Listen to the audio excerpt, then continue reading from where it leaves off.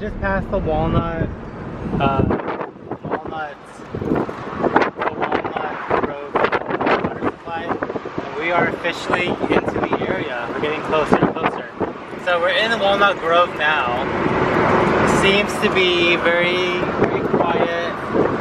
It's more of a back roads community, of course. I'm kind of curious to see how the place differs in Antioch. Look at that.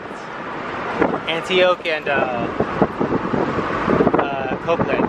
Copeland seems very Tyler-ish because it's like basically by the borderline of being in Tyler. But in Copeland use in Tyler address, but here they use White House. They use the White House address. But yeah, I'm definitely getting country vibes here. So we'll take a look. This church seems to be abandoned or no longer in practice. There's a beautiful home across the street from it, but this church is clearly no longer being active. And apparently there's another church in town that's kind of been the main church, and we're gonna go to that very soon. But I just wanted to give you guys a heads up. Walnut Grove Church.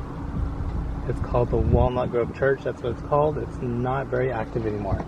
So I guess these communities are have a very strong faith. Like these communities really have a strong sense of faith in their communities, and I feel like we're back in the early 1900s when I'm here. So it feels like. But yeah, we're gonna check out the next church. So it's a beautiful house, it really is.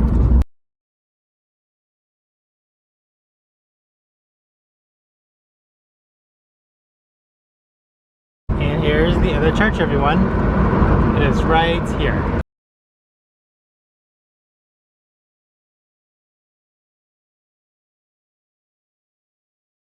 Clearly understand how that church overpowered. There's a car behind me, so I don't want to take my time driving, but yeah, I can clearly see why that church is definitely overpowered, because that church is so much bigger.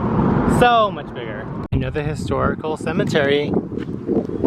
I love the flags. I love the cemetery. It's very peaceful. The ground here is very, there's some mold growing on it. There's some trash right there. There's some lovely homes surrounding the cemetery.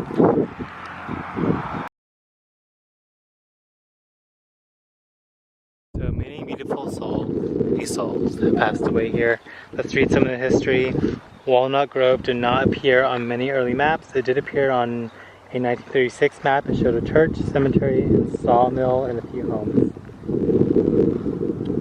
And the websites discuss the church and the other church that we just saw. That church seemed like a mega church.